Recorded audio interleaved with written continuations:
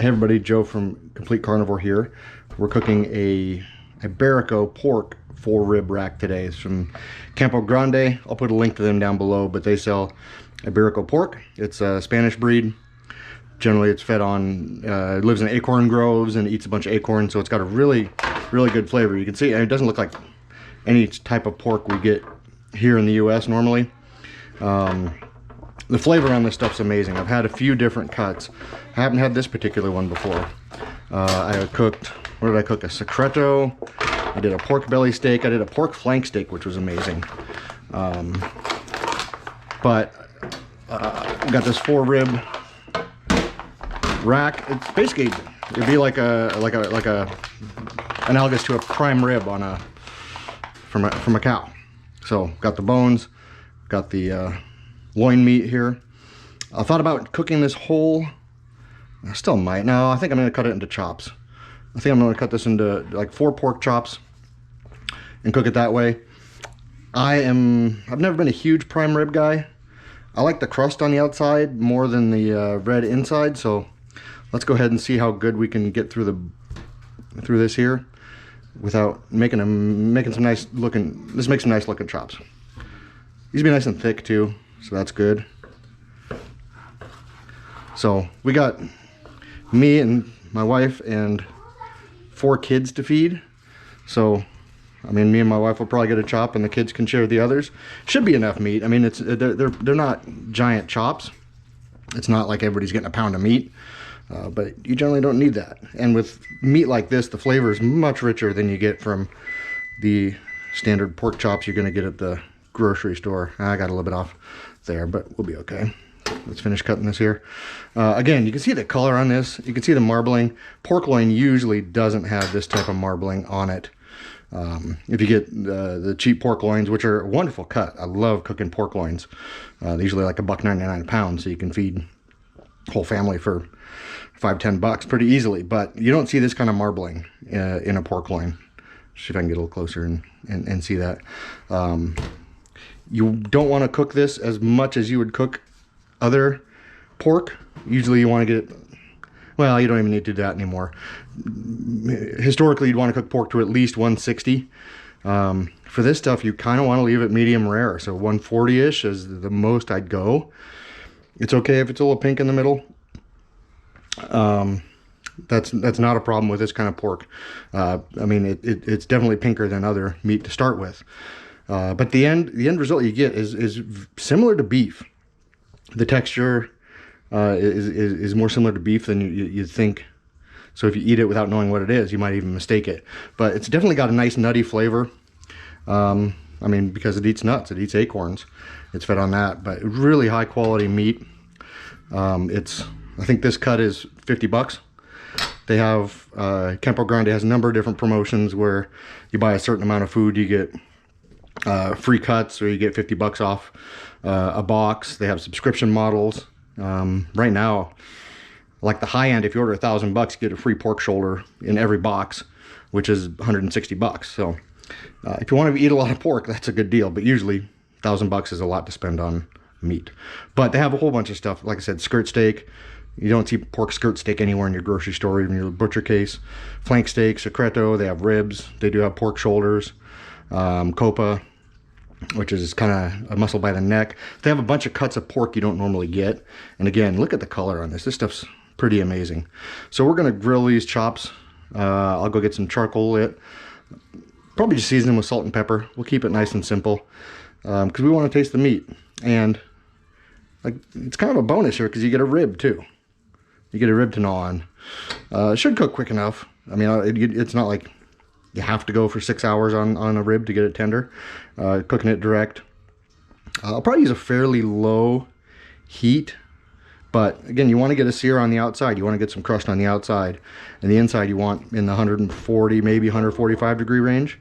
So I'm gonna go get the grill lit. I'll go get these seasoned up, and we'll come back in a bit, and we'll be out at the grill cooking. It's a little bit dark already. Might be a little bit rainy, but you know what? I don't care. We can still cook in that. So, be back in a couple minutes. All right, we're out at the grill. We got the chops. Got some nice Jealous Devil lump charcoal. getting hot. I'd put more over there than over here because I want the side to be a bit cooler in case I need to move stuff, things start flaring up. When I've cooked Iberico pork in the past, since there is a good amount of fat, I have had some pretty good flare-ups, but we'll see if we can prevent that. So shouldn't take too long for these to cook. A couple minutes per side. We'll flip them, probably flip them multiple times. If they're getting too seared, we need to slow things down a bit, or we need time for things to just finish cooking inside. We can move them over to the cool side of the grill. But I'm planning on flipping these fairly often, moving them around quite a bit. We can already see we're getting a few flare-ups. But again, we don't want to cook these like to 160, 180 degrees, whatever, like you would some other pork. 180 would be ridiculous. But you don't need to cook it to 160. You want it at about 145, maybe even 140. And you even could go less than that. At that point, it becomes a texture thing. So, yeah, these shouldn't take long to cook. And I forgot my thermometer inside, so I'll be right back. All right, back. Got the thermometer. Like I said, we'll keep flipping these. Like I said, shouldn't take too long. These are pretty small pieces of meat. They're decently thick. Like this one here especially. This one's got some decent thickness up there. But it's not very big side to side, so hopefully they'll cook fairly quickly. And hopefully they taste delicious. I'm interested in this meat on the bone, how good that's going to be to gnaw off. Obviously, it's not going to be fall off the bone tender like you'd get with a rib that you smoked a long time. It's going to have some texture and pull to it, but I kind of like that for just gnawing like this. So they're already getting some decent color on them. I don't know if they're coming through in the light very well. This one here especially. Let's just take, just for fun, should still be pretty low. Yeah, we're only at 50 degrees or so, so it needs a while more. But we'll keep flipping. We'll cook them on the edges, we'll cook them on the sides, so you don't need to watch me flip my meat. So I'll be back in a few minutes when these are getting a little bit closer to done. If anything else happens, if I end up having to move them, I'll let you know that too. But for now, I'm just gonna keep flipping these and keep them cooking. All right, we're back. It's been, I don't know, 5 minutes or so. I pulled them over to the cool side here for a bit, close the lid. This one here, this one's pretty much, it's close to done. A few more degrees on that one. I'm gonna keep this kind of over on a little bit cooler side. This one here is the thickest. It's still got a little bit to go. Yeah, it was too far in there. So yeah, we're only looking like 105 degrees in the middle of that one. So that one's got a little bit to go. These ones are probably a little closer to done. Yeah, 123, 135. So yeah, we got about another 10 degrees, another 15 degrees on that, and another 20 or 30 degrees on this one. But they're looking good. I mean, this one here particularly has really nice color, really nice crust. This is what I love on pork chops, is that crusty part. This rib meat here, it'll be good for gnawing. It's not going to be tender, fall off the bone barbecue rib type texture, but for gnawing, for chewing on, it's going to be great. I think the kids will love it too. They usually enjoy that type of stuff. So we want to just keep flipping these. Again, there's a lot of fat in these. It hasn't been too much in the way of flare-ups though, so I'm glad about that. This one's 140. I'm going to pull this one over here as well. Give it a little more gentler heat. Let's get that one a little bit off. This one here is going to be the stubborn one that needs a little extra time. Let's see if we can get a good reading there. Yeah, it's getting there, 135. So a couple more minutes, we'll pull these off. We'll go in and get ready for dinner. So I'm looking forward to eating one of these. They will be delicious. Again, it's Iberico pork from Campo Grande, and there'll be a link in the description. And if there's any current promo codes or anything like that, I'll put them down there as well. They usually have some sort of promotion running, whether it's buy a certain amount, get something free, or 50 bucks off your first box, or things like that. It's expensive. No getting around that. I think like the secreto steak or a flank steak is going to be 20, 30, 40 bucks in that range.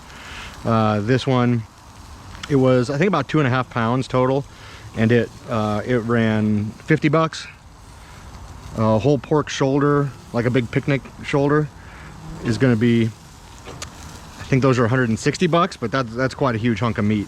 They also have, oh, that one's done. Iberico ham. If you've never seen those, they come, it's like the kind you see in a big fancy wood block with a knife you carve it off of, and delicious stuff. All the stuff I've had from there has been great. It's definitely a great texture, a great flavor. It's totally different than any pork you get at the store. If you've ever had Wagyu beef, comparing that to like regular beef, it's kind of like that, where yeah, you know it's beef, but you can tell there's something different about it. It's not anything standard. The color on it is going to be a lot darker, reddish, more reddish than kind of the white pork that you're used to. Even when it's cooked, even when it's more on the medium well side and that. So this has got to be getting close. Yeah, we're looking at 130.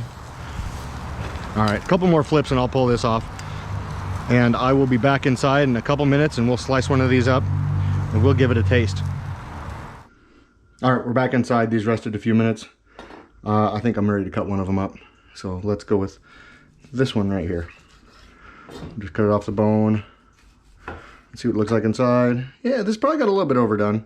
Should be a little more pink than that. It doesn't always show up right in the light anyway, so it's hard to tell. But it's definitely juicy. You can see a lot of fat in there. My goodness. That might be one of the best pork chops I've ever had. The flavor on that is insane. It's still a mild flavor you kind of want from pork, but there's still some nuttiness, some sweetness. Like I said, it's a different experience than you get with regular pork. I'm gonna give this little bone a gnaw and make sure. Yep, that's kind of what I wanted. Be gnawing on those things, make sure to clear all the meat off. Again, it's expensive. You don't want to waste that rib meat there. So I'm gonna finish cutting these up. We're gonna get them ready for dinner. If you have any questions, please leave it below. If you've tried Iberico pork before, let me know what you think of it. I would love to hear what you have to say. I'll leave links for all the pork, the knife, the grill. I'll leave links for everything down below. If you want to go buy through those, I would appreciate it because it makes me a few bucks. But thanks for watching. And again, if you have any questions, let me know. Please like, subscribe, share, all those good things. Thanks for watching.